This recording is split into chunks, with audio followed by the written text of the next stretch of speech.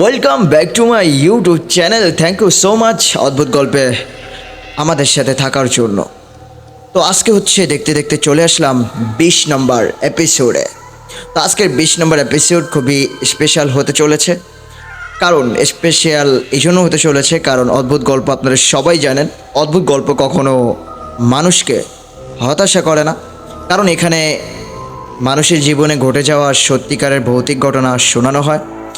আমি গল্প শুরু করার আগে আপনাকে বলবো যে আপনার জীবনে যদি এরকম কোনো ঘটনা ঘটে যায় অবশ্যই আমার সাথে যোগাযোগ করবেন। আর আমার ফেসবুক আইডি থাকবে, আপনি লিখে পাঠাতে পারেন। আপনার হয়ে আমি আপনার গল্পটা প্রেজেন্ট করার চেষ্টা করব। তো চলুন বেশি বকবক না করে আজকের অদ্ভুত গল্প শুরু করা যাক।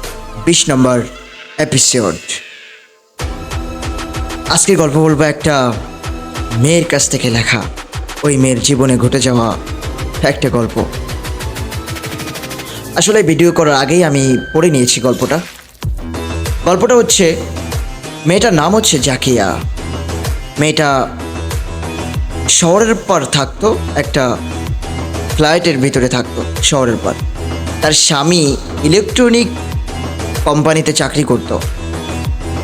তো হঠাৎ করে তার কি জন্য তার স্বামী বাইরে কোথাও যাবে, এই জন্য সে সমুদ্রের পাশে একটা ফ্লাইট বাড়ি ভাড়া করে ওই বাসায় থাকে। তো বাসাটা খুব সুন্দর ছিল, সুখে শান্তিতে তাদের জীবনটা কাটতেছিল।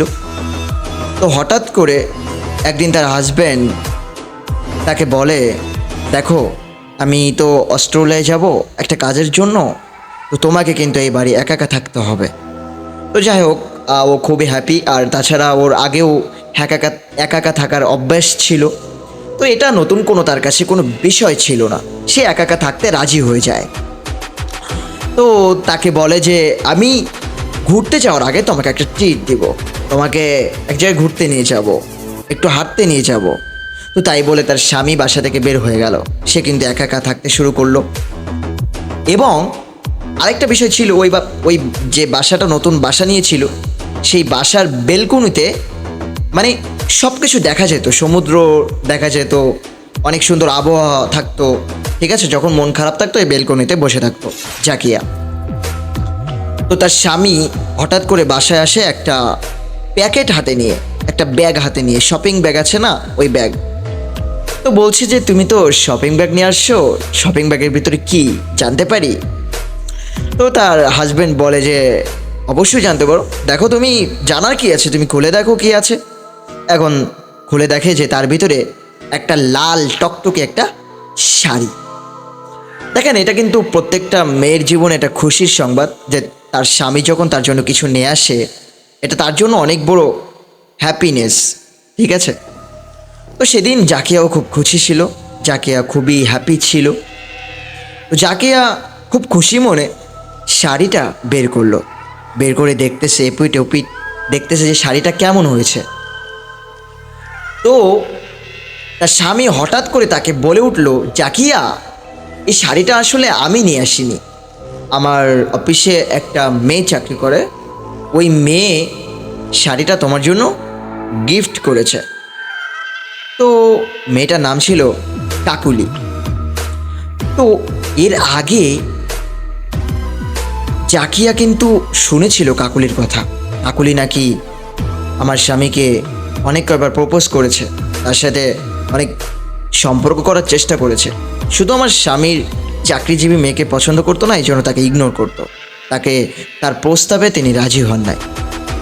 তো যাই হোক, সে রাগে ওই প্যাকেটটা খুললো, শাড়ির প্যাকেটটা খুলে এবার জাকিয়ার হাজব্যান্ড জাকিয়াকে বলতেছে, জাকিয়া তোমাকে নিয়ে একটু ঘুরতে যাব, তুমি সাজুগুজু করে রেডি হয়ে থেকো। তো জাকিয়া খুব খুশি মনে সাজুগুজু করে রেডি হয়ে থাকলো। ও আরেকটা কথা, কাহিনী তো এখান থেকে শুরু হয়েছে। অদ্ভুত কাণ্ড হচ্ছে এটাই যে শাড়ির ভিতরে একটা লেখা দেখতে পায়। লেখাটা একটা অদ্ভুত রকমের একটা লেখা। ওই লেখাটা দেখতে পেয়ে একটু চিন্তায় পড়ে গেল, এটা সত্যি অদ্ভুত লেখা, এটা পড়তে পারবে না কেউ। তবে লেখাটা ছিল, মনে হচ্ছিল যেন রক্ত দিয়ে লেখা। তো ওই লেখাটা হাজার চেষ্টা করেও জাকিয়া মুছতে পারলো না। এমনকি জাকিয়া ওইটা ধোয়ার জন্য সাবান দিয়ে ওয়াশ করে অনেক চেষ্টা করেছে, কিন্তু লেখাটা মুছতে পারি নাই। তো জাকিয়া ওই শাড়িটা পরে তার স্বামীর সাথে ঘুরতে বের হলো। তো ঘুরতে যখন বের হলো, রাত তখন 8টা বাজে, নদীর ধারে ঘুরতে গেছে। এখন জাকিয়ার যেমন কেমন কেবল বাজে 8টা, এই 8টার সময় তো জাকিয়ার ঘুম আসার কথা না। হঠাৎ করে কেমন যেন জাকিয়ার ঘুম আসলো প্রচণ্ড পরিমাণ। তো তার স্বামী তার চোখের দিকে তাকিয়ে দেখে তার অনেক ঘুম পাচ্ছে। তো তাকে জিজ্ঞাসা করতেছে, জাকিয়া তোমার কি হয়েছে? বলছে যে আমার খুব ঘুম পাচ্ছে। তো তার স্বামী বলতেছে, ঠিক আছে, তোমার যখন ঘুম পাচ্ছে চলো তোমাকে শোয়ার জন্য ব্যবস্থা করে আসি। তো একটা বোট ছিল নদীর পাশে, একটা বোট ছিল, ট্রলার, যাকে অনেকে ট্রলার চেনে, অনেক বোট চেনে, ঠিক আছে। তো ওই ট্রলারের ভিতরে তার জন্য ঘুমের ব্যবস্থা করে এসেছে। এখন জাকিয়া কিছু না ভেবে ওইখানে ঘুমিয়ে পড়ে। জাকিয়া যখন ওইখানে ঘুমিয়ে পড়ে, জাকিয়া কতক্ষণ ঘুমিয়েছে সে নিজেই জানে না। ঘুম থেকে উঠে দেখে তার শরীরে, মানে সারা শরীরে নালার দাগ, নালায় ভরপুর হয়ে আছে। এবং শুধু নালা, এটাই ক্ষান্ত নয়, এবং প্রচুর পরিমাণ অদ্ভুত রকমের একটা গন্ধ পাচ্ছে। তো জাকিয়া এর গন্ধ শুকে বুঝতে পেরেছে এটা কোনো মানুষের কাজ না, এটা নিশ্চয়ই শয়তানের কাজ। তো যাই হোক, জাকিয়া তার হাজব্যান্ডকে বলল, আচ্ছা তুমি কি আমার ঘুমানোর পর তুমি কি আমার বেডরুমে এসেছিলে? তো তার হাজব্যান্ড বলতেছে, আমি কেন তোমার রুমে যাব? আমি আরও তোমার রুম পাহারা দিচ্ছিলাম যাতে তোমার ঘুমের কোনো ব্যাঘাত না ঘটে, তোমার ঘুমের যেন ডিস্টার্ব না হয়, এই জন্য আমি বাইরে থেকে পাহারা দিচ্ছিলাম। তো জাকিয়া এই কথা শুনে জাকিয়ার মনের ভিতরে হাজার রকমের প্রশ্ন হচ্ছিল, তাহলে কে হতে পারে, এটা কে? জাকিয়া কিছু না ভেবে সব কিছু পড়ে নিল। তো জাকিয়া সব কিছু পড়ার পর বাসায় আসলো। বাসায় এসে জাকিয়াকে বলছে তার হাজব্যান্ড যে আমি কিন্তু অস্ট্রেলিয়া যাব, তোমাকে কিন্তু বাসায় একা একা থাকতে হবে। জাকিয়া বলছি তাহলে আমি আবার একাকী হয়ে যাব, ঠিক আছে। তো তার হাজব্যান্ড তাকে রেখে চলে গেল অস্ট্রেলিয়ার উদ্দেশ্যে।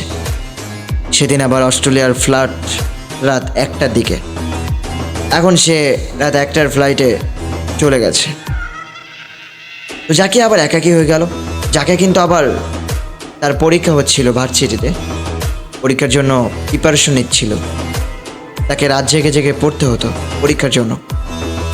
তো জাকিয়া সেই দিন হঠাৎ করে দেখতে পায় তার জানলা দিয়ে একটা কালো ধোঁয়া আসতেছে।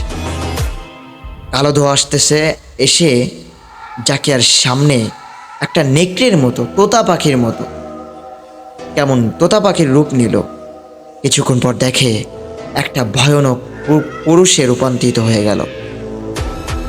তো জাকিয়ার সেদিন কিচ্ছু করার ছিল না, কি করবে সে? তার পাশে কেউ নাই। সে বিভিন্ন মন্ত্র পড়তে থাকে, তার জানা যে কোনো মন্ত্র জানা ছিল সব কিছু সে পড়তে থাকে। কিন্তু অদ্ভুত ব্যাপার, তার সব কিছু পড়ে কোনো লাভ হয় নাই, কোনো কিছুতে লাভ হয় নাই। তো ওই কালো শয়তান তাকে অনেক টর্চার করলো রাতের ভিতরে, তার শরীরে অনেক শারীরিকভাবে নির্যাতন করলো, অনেকভাবে, এমনকি সারা গা রক্তে রূপান্তরিত হয়ে গেল। এখন সকাল হয়ে গেল, তাকে টর্চার করে শয়তান চলে গেল। তার নিচের তলায় যারা ভাড়াটিয়া থাকে তাদের সাথে আবার জাকিয়ার সম্পর্ক ছিল। তো তারা দেখে যে জাকিয়ার কোনো সারা শব্দ নাই, দেখি জাকিয়া কি করতেছে। রুমের ভিতরে এসে দেখে এই অবস্থা। এখন সাথে সাথে জাকিয়াকে নিয়ে হাসপাতালে নিয়ে গেল। হাসপাতালে নেওয়ার পর জাকিয়াকে ট্রিটমেন্ট করানো হলো। এমনকি এতক্ষণে জাকিয়ার হাজব্যান্ডকে জানানো হয়ে গেল, তাকে জানিয়ে দেওয়া হলো যে তোমার স্ত্রী অনেক সমস্যার ভিতরে আছে, মানে সব কিছু জানিয়ে দেওয়া হলো। এখন তার হাজব্যান্ড কিন্তু অস্ট্রেলিয়ায় থেকে আসতে প্রায় 5-6 দিন সময় লাগবে। তো তার হাজব্যান্ড ফাইনালি চলে আসলো। চলে এসে এবার জাকিয়া চিন্তা ভাবনা করলো যে আমার হাজব্যান্ডকে আজকে আমি সব কিছু বলে দেব। এখন জাকিয়া তার হাজব্যান্ডকে সব কিছু বলে দিল। সব কিছু বলে দেওয়ার পর তার হাজব্যান্ড সিদ্ধান্ত নিল, ঠিক আছে তাহলে তোমার এখানে থাকা লাগবে না, তুমি আমার মায়ের সাথে থাকো, গ্রামে চলে যাও। জাকিয়াকে গ্রামে পাঠানো হলো। জাকিয়া ভেবেছিল মনে হয় গ্রামে আসলে সে একটু শান্তিতে থাকতে পারবে, তাকে আর কেউ ডিস্টার্ব করবে না, মনে হয় বিপদ থেকে সে বেঁচে গেছে। কিন্তু বড় অদ্ভুত ব্যাপার হচ্ছে এটা, ওখানে গিয়েও সে বাঁচতে পারলো না। প্রথম দিন জাকিয়ার কোনো সমস্যা হয় নাই, জাকিয়া তার শাশুড়ির সাথে ঘুমাতো।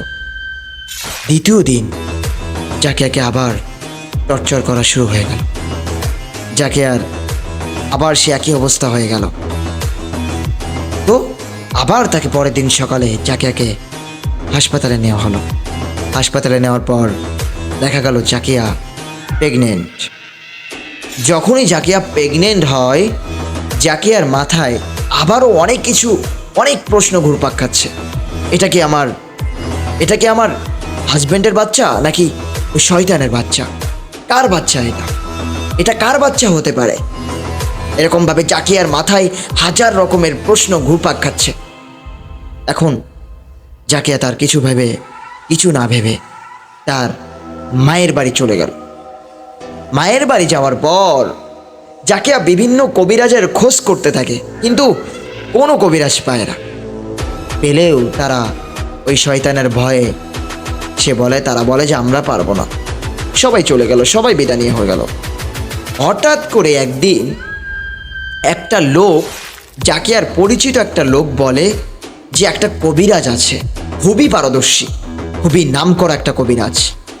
তুমি যদি এর ধারে যেতে পারো তাহলে আমার মনে হয় তোমার অনেক উপকার হবে। তুমি যাও না প্লিজ, একবার কিন্তু যেতেই হবে তোমাকে, যেয়ে তো দেখো। এখন জাকিয়া এর কথা শুনে তার আব্বু আর আম্মু মিলে আর সে রওনা হলো। একটা প্রাইভেট কার ভাড়া করে কবিরাজের বাড়ির উদ্দেশ্যে রওনা হলো। কবিরাজের বাড়ি যখন নামবে তখন কেমন যেন একটা ঠান্ডা হাওয়া তার গায়ে লেগে সমস্ত শরীর সুস্থ হয়ে গেল, কেমন যেন জাকিয়া সুস্থ হয়ে গেল, এরকম মনে হলো জাকিয়ার। তো যখনই জাকিয়ার এরকম ভাব দেখতে পেল, তখন জাকিয়া একটু বিশ্বাস পেল, না আসলে এই কবিরাজ ভালো হতে পারে। জাকিয়া বাড়ির দিকে তাকিয়ে দেখে বাড়িটা বহুত পুরনো বাড়ি, কবিরাজের বাড়ি। তো জাকিয়া আস্তে আস্তে বাড়ির ভিতরে গেল। বাড়ির ভিতরে যাওয়ার পর দেখে যে একটা নুরানি চেহারা একটা বৃদ্ধ লোক। তো বৃদ্ধ লোককে দেখে পাশে দেখে একটা বৃদ্ধা। তো খোঁজ নিয়ে দেখে বৃদ্ধ হচ্ছে হাজব্যান্ড ওয়াইফ। তো জাকিয়াকে দেখা মাত্রই ওই বৃদ্ধ লোকটা বলতেছে, যাও তুমি ওই একটা রুম দেখতে পাচ্ছ, ওই রুমের ভিতরেই যে বসো। এখন জাকিয়াকে রুমের ভিতরে যেয়ে বসতে বলল, জাকিয়া বসে পড়ল। এখন কিছুক্ষণ পর ওই বৃদ্ধ লোকটা তার সামনে গেল। যে তার সাথে যা কিছু হয়েছে সব এক মাথাতে ওই বৃদ্ধ লোকটা বলতে থাকে যে তোমার সাথে এরকম হয়েছে, তোমার সাথে একটা কাহিনী হয়েছে, তোমাকে যে শাড়িটা গিফট করেছিল ওই শাড়িটাকে যেন শত্রুতা করে একটা কালো জাদুর ভিতরে তুমি পড়ে গেছো। ওই শাড়িটা যে রক্তের লেখাটা তুমি দেখতে পেয়েছিলা, ওইটা মেয়েদের মাসিকের রক্তর লেখা। ওইটা দিয়ে একটা কালো জাদু করে একটা শয়তান আনা হয়েছে। ওই শাড়িটা তোমাকে পরিয়ে ওই শয়তানকে তোমার সাথে টার্গেট করে দেওয়া হয়েছে। এখন যাকে এই কথা শুনে কাঁদতে থাকে। আচ্ছা, এর থেকে কি বাঁচার উপায় নাই? কবিরাজ বলতেছে, অবশ্যই আছে, কেন নাই?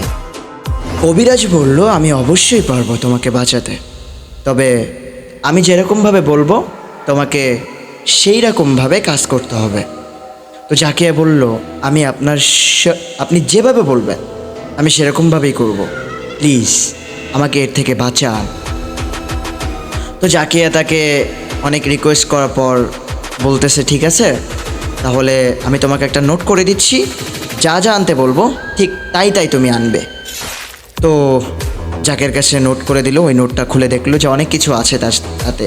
মনে করেন অনেক কিছু, ওই যে কবিরাজ যা লিখে দেয় না, অনেক কিছু, মনে করেন আতপ চাউল, তারপর মানে আরও অনেক কিছু। এর ভিতরে একটা কালো ছাগলও ছিল। এমন একটা ছাগল আনতে হবে যার গায়ে একটি পশমও যাতে অন্য কোনো কালার না থাকে, শুধু কালো কালার, ঠিক আছে? কালো একটা ছাগল আনতে হবে।